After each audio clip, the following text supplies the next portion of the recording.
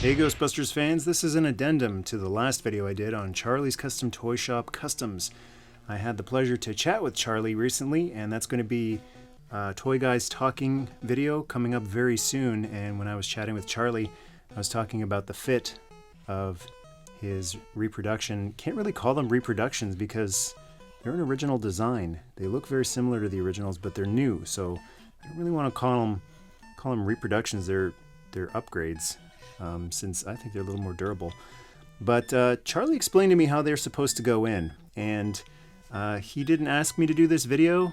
Quite the opposite. He's a really cool, chill guy. He said, "Oh, that's fine. I get it. Some people don't want to risk damaging their figures." So what I did in that video was I just used some pliers and I snipped the end off because the proton pack didn't feel like it was fitting all the way in with these newer figures that don't have the connection point that the original figures have. See, inside the original figures is kind of a star shape in there. There are gaps on the tops, top, bottom, and sides. And if you look in the newer figures, it's just a circle. So that's why they aren't fitting quite right. And it's also why if you take an original proton pack, it doesn't fit in the later repaints either. It doesn't fit this Egon or the Slimed Heroes figures either, any Ghostbusters figure with a hole in the side. And these packs, the way they go in, I've always just popped them in, but you can also twist them. I guess that's a little bit more secure. So the way Charlie explained to me, all you need to do is take a screwdriver. I didn't realize this. I thought it would require some more cutting, maybe drilling, and I just don't like doing that stuff. But literally all it took was taking this screwdriver. I've already done it to this Egon figure, and I just put the screwdriver in. It has to be the right size, so hopefully you have a wide selection of screwdrivers, but it's got to be one that just almost goes all the way in. You apply a little bit of pressure and wiggle up and down to just stretch it out, as Charlie explained to me. All you're doing is stretching it out. I thought I'd have to go both the up and down and left and right way, but after just doing this, just that, I was able to take, I still have one slime blower that I haven't cut, and the way Charlie explained it is you go in from the side and you twist it. So it's all the way in now, and it's locked in. That's the thing. It's not just pushed in, it's locked in, and it is not coming out. So I think that is a brilliant design by Charlie, and that's why I really wanted to do this video, because I don't think I know I didn't do it justice in the first video. And to get it out, you have to twist it like this to get it out. So that's not going to fall out on you.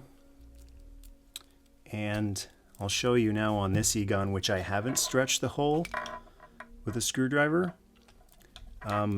It's not going in at all. And that's what threw me off in the first video.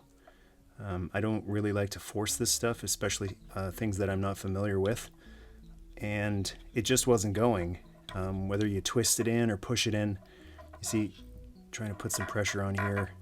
And when you're doing it with a slime blower, be especially careful, because the cannon part is attached with these pegs right here, so you don't want to be pushing on the cannon and the tank, because you'll break off the peg. So it's a little safer to just take the cannon off, and even with a really good grip on it, that is not going in. But just to show you what's happening here on camera, take this screwdriver.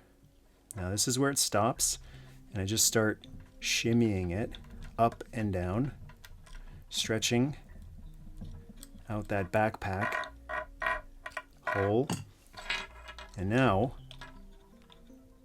stretching a little bit more,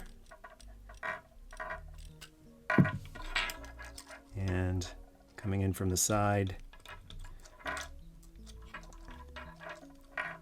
This one actually probably will have to go both ways, up and down and left and right. So we'll go in that way And just go left and right.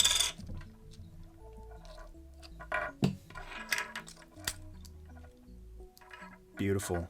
Absolutely perfect. Same deal. And that might throw you off. So hopefully this will help. It will not go in if you just try to push it in that way. The trick is going in from the side. So until Charlie told me that, I had no idea. I don't know how he was able to do that. Staring at this peg design, I don't understand how that works. But it works, and it works beautifully. All the way, snug, secure, no gap. That's absolutely perfect. Pop that on there. Some slime in there, and Egon is ready to positively charge your day. So if you want to do that with the later releases, all it's going to take is just that little bit of up and down shimmying, possibly left and right. So this one has only had the up and down, and it doesn't have any issues with the slime blower locking in place. And if you have an original Ghostbusters figure, no screwdriver stretching should be required, but it's the same deal. It will not go in straight, but it will go in on the side. So it goes in, it feels like it's going to stop there, but if you keep wiggling it, it'll go all the way, and then you just twist. And now it's securely locked into place. Pop the cannon on, and that is super secure. Brilliant design. Just all you need to do is a twist. I've also been getting questions about the circular stands these Ghostbusters are on. I don't remember where I got them, but it does say ProTech on it, so if they're still around, you can get it from them. Word of warning about it, these are G.I. Joe stands, which are just a shade a little too big for the Ghostbusters pegs. So this peg hole has not been stretched out. If you want to get it to fit, you're going to have to twist it on. So just a little word of warning there to people who are a little skittish about damaging their vintage figures. And Charlie's been getting a lot of questions about the PKE meters, and they're on the way. They will be available soon on his eBay store, and I absolutely love them. Just like I feel like the Ecto is not complete without Charlie's top, either for the Ecto 1 or the Ecto 1A. I think every Egon needs this ghost meter. And if you do cut the pegs on these, they still go in the same way. So you won't be able to push them all the way in, but you can go in on an angle and twist. And then that's locked in just as securely. So there you go, options.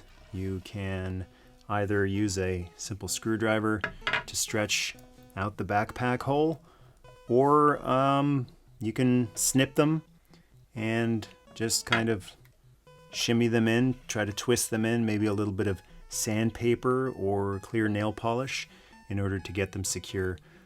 But fantastically designed, and I will definitely not be snipping my future slime blowers and proton packs, because I think the screwdriver method is really quick, really easy, and I'm not too concerned if I stretch out the holes in these repaints, because it's not like they're really all that valuable. They're usually just like $5 at toy shows or on eBay. So you can get them at Charlie's Custom Toy Shop. The link is in the description. And watch for that Toy Guys Talking with Charlie coming up soon. Thanks a lot for watching, and until next time, Nerdnamaste.